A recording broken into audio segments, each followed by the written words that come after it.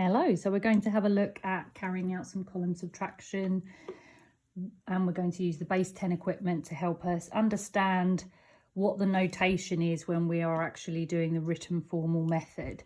So it's important for us to understand what the numerical reasons and the notation that we are doing, what that's all about and what's behind that, which is why we're going to use the equipment. So here we've got the ones, we've got the tens, we've got the hundreds. We do a lot of work on understanding what these digits represent, and the equipment helps us with that.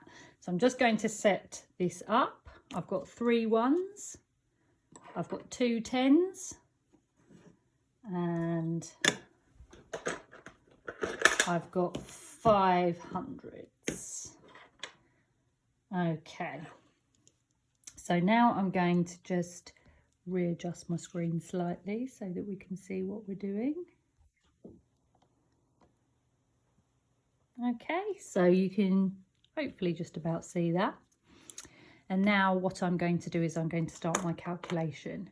So here I've got my 3, and I know that I need to take away 4. I'm starting with the 1 so that I can regroup and have any of this quantity to help me carry out the calculation. So if I've got 3, I don't have enough. So what I'm going to do is I am going to regroup this 10 and put it over here.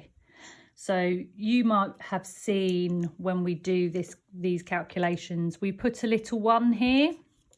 So actually what we're saying is we've taken this 10, we've put it into the ones column, and you will notice that that means we end up saying, hang on, we haven't got a 10 there anymore because we've needed to use that as part of our calculation.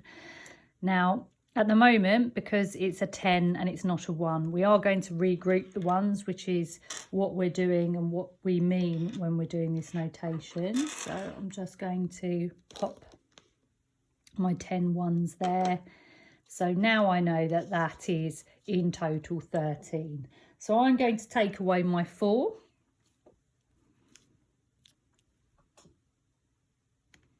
Just get the camera in the right place. Now I know my number bond, so I am going to know that that is 9.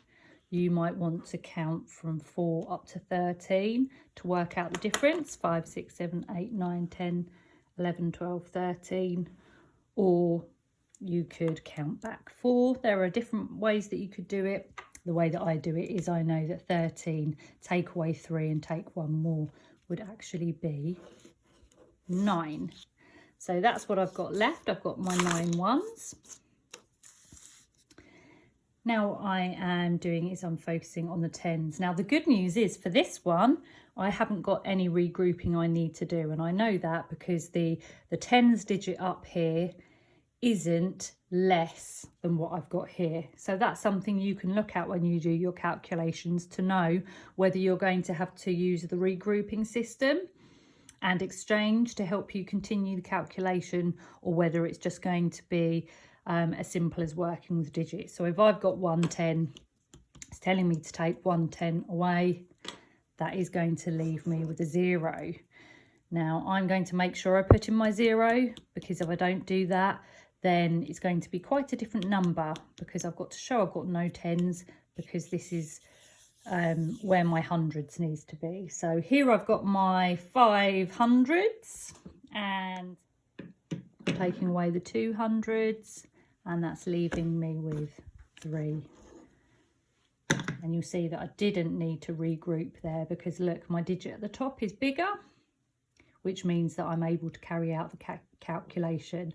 Notice that over here, when it was the ones, I'm going to have to think about my regrouping.